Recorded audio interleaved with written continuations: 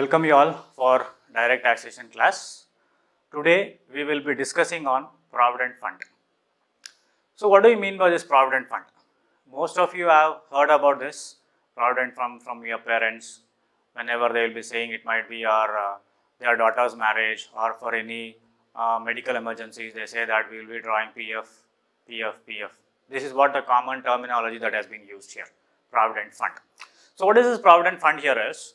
Provident Fund is a compulsory payment which is managed or which is given as a retirement benefit, right, from the employer, right. So where government is managing the savings scheme, it might be in India or it might be in many developing countries, they are managing this Provident Fund, right. So as I said, it is a retirement scheme or a retirement benefit which will be deducted from the salary of an employee as a contribution towards the Provident Fund. Same amount of or same proportion of amount will be contributed by the employer also, right. So that will be said as Provident Fund. So where employer as well as employee's contribution will be invested in gilt-edged securities, means government securities. Next thing, whatever the interest that will be earned out of this investment, that will also be credited to the account or Provident Fund account of the employee, right.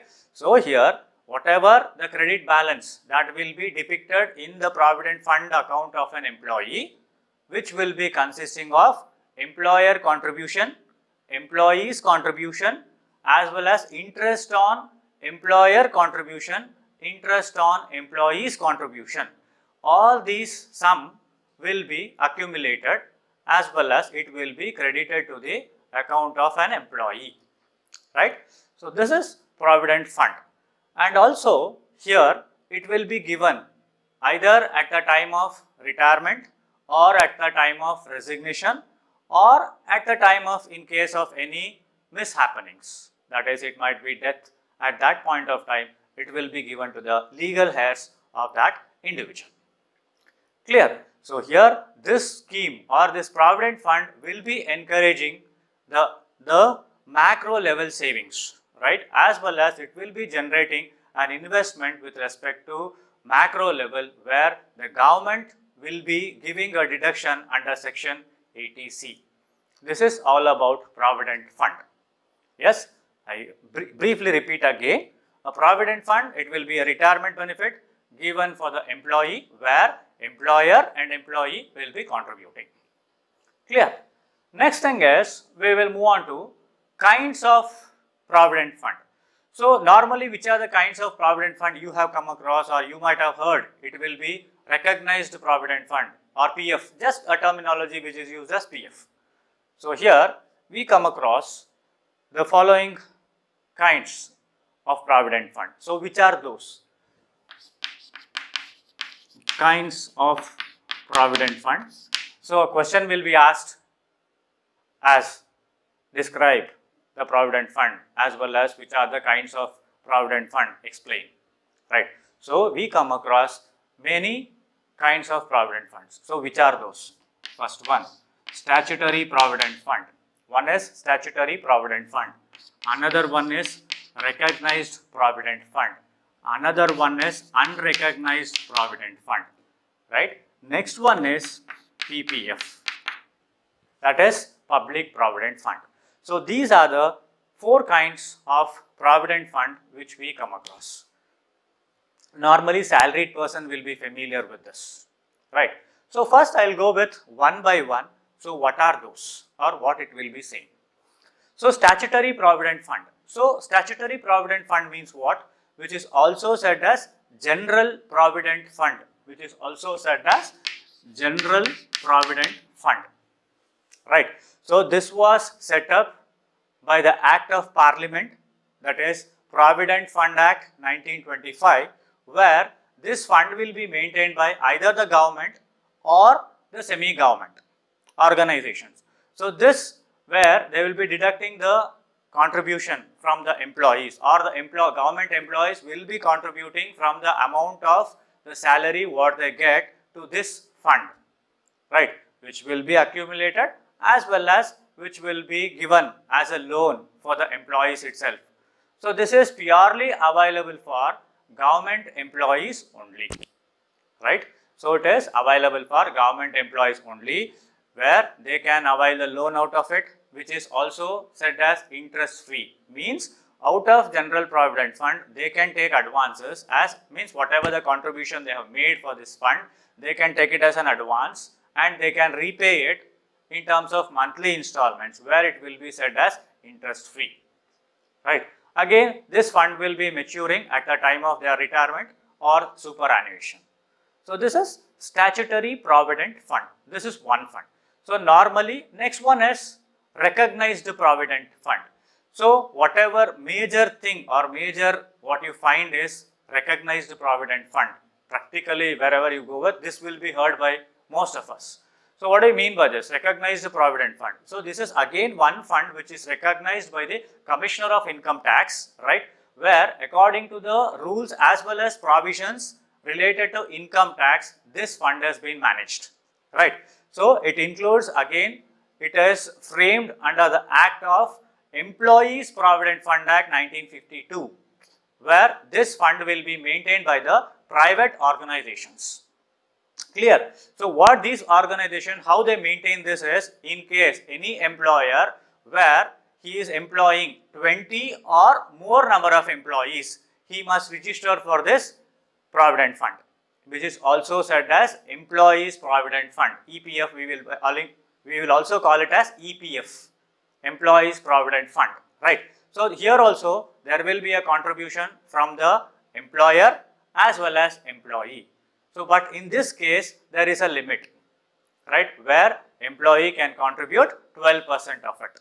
Excess of 12% will be chargeable to tax. Same way it is applicable to employer also. Clear? Next thing is public provident fund, right? So what do I mean by public provident fund here? So here public provident fund is, in the sense, again it is a tax saving instrument which is available for all the resident of individuals or all the individuals it is available.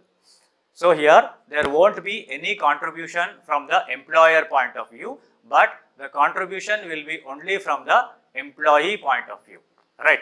Where this account, means public provident fund account, can be opened by the salaried person in any nationalized banks or subsidiaries of any nationalized banks, or also in post offices they can maintain, or they can open this PPF account where they can also claim the deduction. And here this scheme, minimum contribution, what amount they can make here is from 500 will be the investment up to 1,50,000. That is the maximum amount what an individual can contribute as a public provident fund or deposit to his public provident fund account. This scheme will be up to 15 years, then only it will get matured. Means up to 15 years term, you cannot withdraw or you cannot close down the account. So it will be there up to 15 years. That is the limit. Next one is unrecognized provident fund. So what do I mean by this unrecognized provident fund here? So before getting the recognition, so normally what happens, the fund which will be deposited, right, in the provident fund account, so at that point of time, neither it will be a statutory provident fund, neither it will be a recognized provident fund. So that fund will be said as unrecognized provident fund, right? Unrecognized provident fund, which is also not any other public provident fund. So that is, which will not be said as statutory provident fund, either recognized provident fund, either public provident fund, that will be said as your unrecognized provident fund.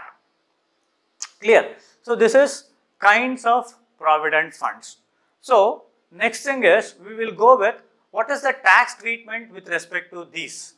Means recognized provident fund as well as statutory recognized provident fund, or a statutory provident fund which is also called unrecognized provident fund and public provident fund, right? So one thing I'll do here is, I'll just tell the tax treatments how it will be done. One is statutory provident fund, this is one. Next one is recognized provident fund. another one is unrecognized provident fund, another one is PPF, public provident fund. So in these cases, how it will be? So here, in case employer contributes, here employer, in case here employer is contributing towards this provident fund means, so at that point of time for him it is exempted. For him it will be given as an exemption. For recognized provident fund up to 12% of salary it will be given as an exemption. So for him it will be exemption, right? Unrecognized provident fund also will be given an exemption. So here no contribution from the employer. This you need to understand, right? Next, if you speak about deduction, so here deduction will be given under section 80C. Under section 80C deduction will be given, whether it is available or not. For him it is available. For recognized provident fund it is available. For unrecognized provident fund it is not available. For public provident fund it is available. Clear? So this is one thing. Now we spoke about what is the contribution they are making. Related to contribution we spoke. Next thing is interest. Right. So here interest, what it is again. So here it is again exempt. It will be exempted. In this case it is up to 9.5% it is exempted. This you need to remember. Next again here exemption will be given, right? Again in this case also exemption will be given. Clear? So this is with respect to interest component. Clear? Next one is in case if you are receiving lump sum payment at the time of retirement or at the time of termination. Retirement or termination. So if you are receiving at the time of retirement or termination, right? Lump sum payment here means in terms of individually lump sum you are withdrawing your PF. So at that point of time here it is exemption will be given, right? In this case exemption will be given. In case if it is not given any exemption means at that time it will be said as unrecognized provident fund.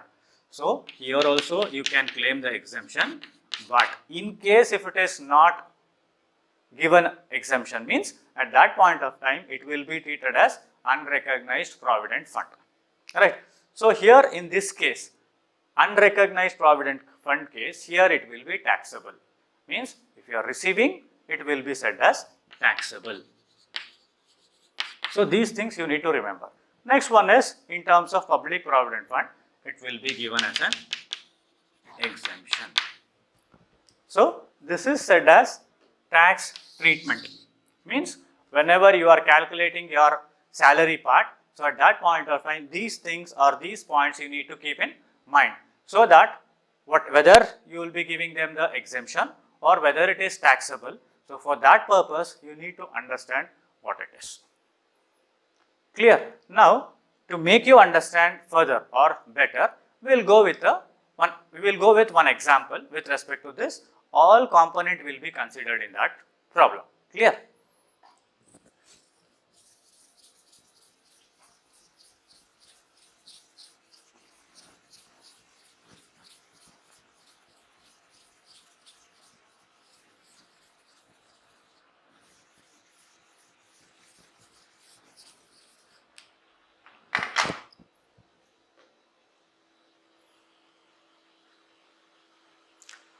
So I'll just read out the problem here.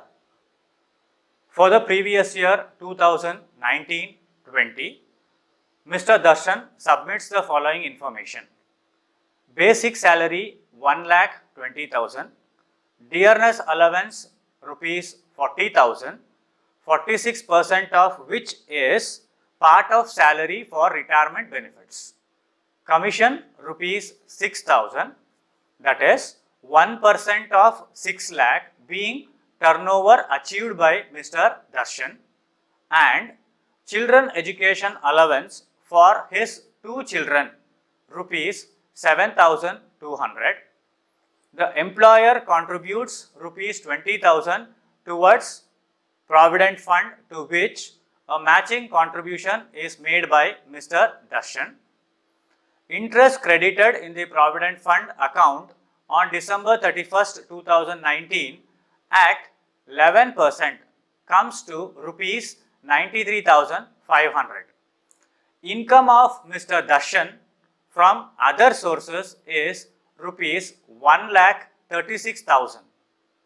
Find out the net income of Mr. Darshan for the assessment year 2020-21 if the provident fund is statutory provident fund, recognized provident fund, unrecognized provident fund. Clear? Hope you have got the problem here, right? So, where they have given components as basic salary, as means this is what the salary problem what you will be solving. So, at that particular point of time, this component will be included there. So, you need to understand that what it is. So, in this case, basic salary has been given, dearness allowance has been given, commission is given, education allowance has been given, employer contribution is given, right?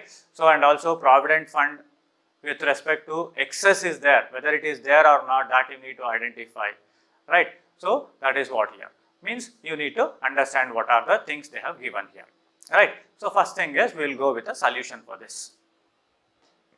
So,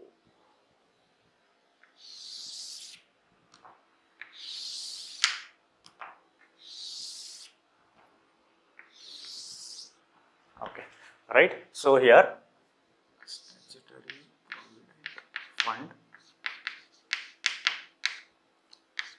recognized provident fund, unrecognized provident fund.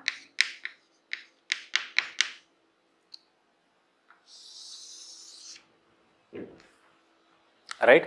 So, here what are the things that I have given in the problem, you are clear about it, right? So, where they have said about basic salary, right? First thing is basic salary they have given. So, which are the things, whether it is taxable for few components. Now, just focus with respect to provident fund, how it will be treated here. Rest of the things are either taxable or either not taxable, that we will understand further when we will be solving the salary problems, right? So, here basic salary, obviously it is chargeable to tax. So, basic salary. So, what is the amount of basic salary they have given? 1,20,000. 1,20,000.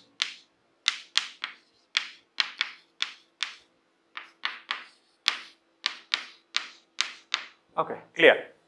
Next is DA they have given. Dearness allowance, here they have said 46% of which percentage will be taken or will be a part of retirement benefit. Means whenever you are calculating the retirement benefit components, at that time you need to consider only 46% of this 40,000. Now, what we are calculating, we are just taking the, as we are calculating net income, so we will be taking the dearness allowance fully. So, dearness allowance 40,000.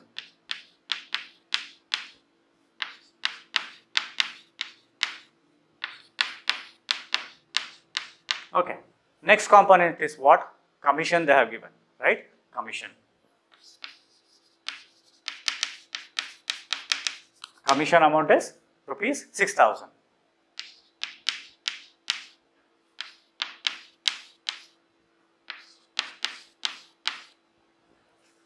Next is education allowance they have given here. So, children education allowance for his 2 children they have said 7,200 they have said. So, what is the amount of contribution here he has made with respect to education allowance will be 4,800. Why means it will be, means here they have said 7,200, right. So, why it is only 4,800 means with respect to 2 children it will be available at 200%, which is said as the benefit which is given, right. So at that point of time, for one children it is 2400 per year. Again for two children it is 4800. Clear? Education allowance.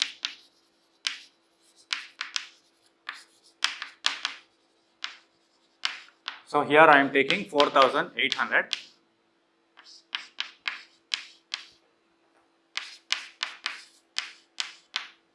So he has contributed 7200, but we are considering only 4800. Reason is exemption will be up to 200 per child, 2 children, right? So that is what we have made here. Okay.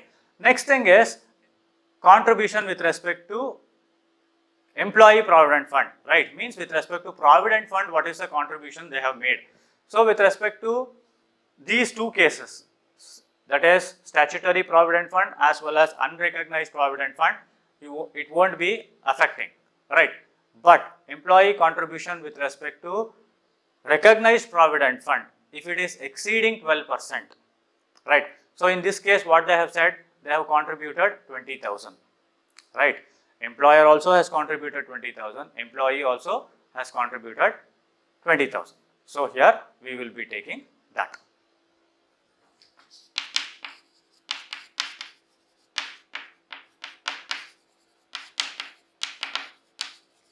Contribution, excess of contribution towards what?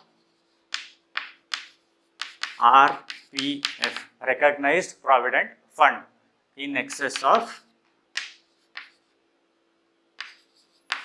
12% of salary. So in this case, salary means what are the things that will be included here?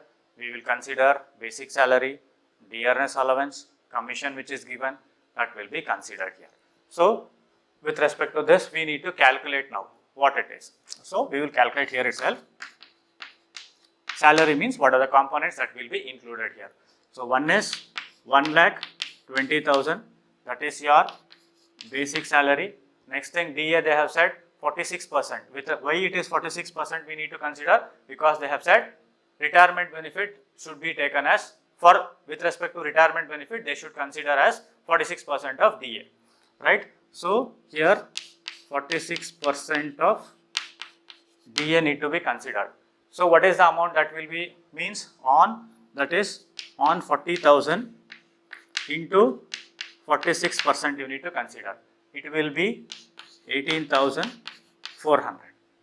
Next thing is commission they have given, that is here commission they have given, that is this is commission 6,000. So if you sum up this, it will be 1,44,400. So salary means this. So you need to calculate on this into 12%. So what is 12% of this? Means 1,44,400. On this you need to calculate 12%. So what is 12% of this? It is 17,328. This is 12% of it. Clear? So after this 12%, right? So you need, what is the amount they have made here? 20,000 is the contribution what they have made. So but here it is 17,000, means this is 12%. So remaining amount, that is excess amount. So what is the excess amount here? 2,672 is the excess amount. So that is chargeable to tax. So in this case, it will be set as nil. Only with respect to recognized provident fund, it will be chargeable to tax. 2,672, with respect to this, it will be nil. Clear? So this is employer contribution towards provident fund in excess of 12% of salary. Understood? Next thing, one more component is there. Interest they have got, right? So interest, I'll write it here. Interest. So this is up to 9.5% is exemption. 9.5% is exemption. In this case, what is the contribution they have made? They say that 11% is the contribution what they have made. Means 1.5% is the excess contribution what they are getting. Interest credited to recognized provident fund account means the employer is receiving. So it becomes an income for him. So where up to 9.5% exemption is given. So but Remaining 1.5% is excess. So that we need to calculate here. So I'll work it out here. 93,500 is what? 11%. This is 11%. So what you need to calculate here? For 9.5%, how much it is? So you need to cross multiply here. Right. So what we will be doing? I'll show it here. 93,500 into 1.5 divided by 11. We will calculate this. So you will be getting 12,750. Only this is what the amount of, this is what it is taxable amount. 1.5 is excess. So that is taxable amount. So remaining amount is exempted for them. So again in this case it will be nil, right? So in this case it is 12,750. In this case again it is nil. Hope you are clear with this now, right? So here what are the components we have considered, right? Basic salary, DA, commission, education allowance, employer contribution towards recognized provident fund with respect to about 12%, excess of 12%, again 9.5% excess, what is the amount we have taken. So if you sum up this, all this, you will be getting gross salary, right? So that will be said as gross salary. So what is the amount of gross salary here? If you sum up this, it will be 1,70,800. One thing. This is 1,86,222. Again, this is 1,70,800. Hope you are clear till here, right? So till here, what is the amount we have considered that has been said? What is the component they have given? Next thing is till gross salary we have done. So afterwards, after this gross salary, you have to give standard deduction. As they have asked you to calculate net income, you need to check with it. Clear? I'll rub this.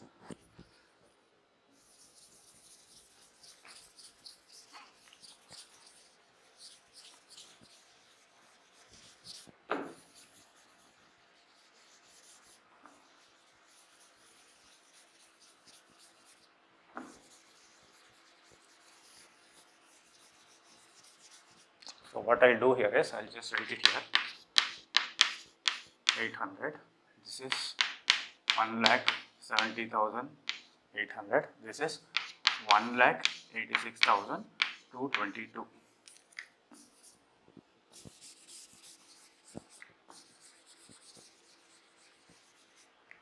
Okay.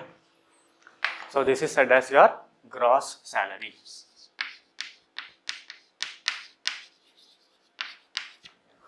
Clear? In gross salary, what are the deductions you need to give?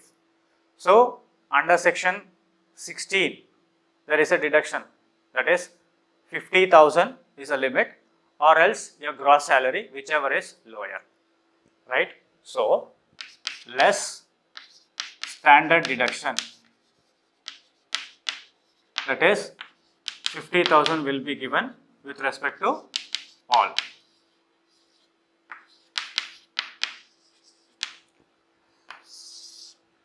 Right, this is said in the rule, that is standard deduction need to be given with respect to all the salaried employees, 50,000. So that is what we have given here. So after giving this,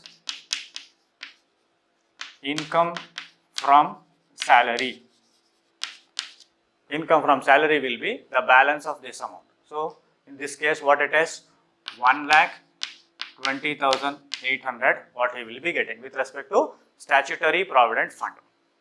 Clear? Next thing is, with respect to this, it will be 1,36,222. What is the exemption? Means salary income he will be getting. So with respect to this, 1,20,800. So this is the salary income what Mr. Darshan has received. So here, as they have said, you need to calculate net income, right? So when you are calculating net income, you have to calculate all the 5 heads of income. So in this case, we have the information relating to income from salary, right? And one more component, income from other sources. Rest of the things we don't have. So that we will consider here. Income from other source. So income from other source, what it is? 1,36,000 is the income what he has earned. 1,36,000. So in all the cases it is 1,36,000. Clear? So we don't have any other information here. Clear? So this will be, if you sum up this, it will be 2,56,800. 2,56,800. This is 2,56,800. So in this case also it is 1,36,000. If you sum up, it will be 2,72,222. In this case also it will be same, 2,56,800. So if you are observing this, so gross total, this is said as gross total income. So in statutory provident fund as well as unrecognized provident fund, it is same, means gross total income. So where there will be a difference here again. So earlier it was, why the difference is here? Because there is a limit, that is 12% with respect to contribution, 9.5% with respect to interest. Above that it is excess, it is said as taxable. So now we will give a deduction here, means again under section 80C, what is the contribution that is made by the employer, he can claim the deduction. So what is the amount of contribution he has made? 20,000 is the contribution he has made, so where he can claim the deduction. So here less deduction under section 80C, this you need to remember. So what is the amount of deduction he will be getting? He will be getting 20,000, he will also get 20,000, but with respect to unrecognized provident fund, there won't be any deduction available. Clear? So now, so with respect to this, as it is, this will be set, right? So here in this case, it will be 2,36,800. In this case, it will be 2,52,222.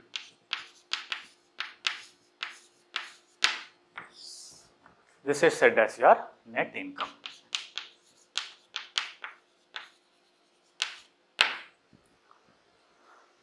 Clear? So here, this is how you will be calculating with respect to the components if it is given in your problem. So what happens here is, in your salary problem, what they do here is, they will just give one component out of this. It might be, they might be saying unrecognized provident fund contribution, or they might say recognized provident fund, or they might say statutory provident fund, right? So like this, one component will be there, how you will be calculating. Same similar way, your salary problem will also be there. So, but you need to understand what is the limit that will be provided for them, what is the exemption amount, what is taxable, that you need to understand. So now here again in this case, Mr. Darshan can also claim the deduction under section 80C with respect to whatever the contribution he has made here, right? But with respect to unrecognized provident fund, there won't be any exemption given. Clear? Hope you have understood with respect to the concept provident fund. Thank you.